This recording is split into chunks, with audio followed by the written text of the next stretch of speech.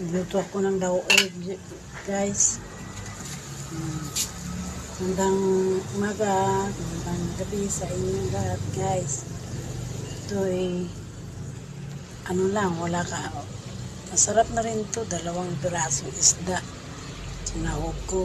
Pinirito ko muna tapos sinahog. Para makakahigop ng sabaw.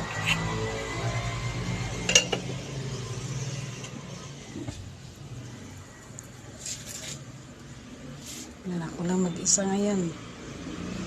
Yung mga kasama ko, mga tulog pa. Yan ang buhay ko ngayon. Sinatigil sa trabaho. Nagdito ko sa loob ng bahay. Dami rin sinampay ulit. Kasi umulan na naman ng nakaraang araw.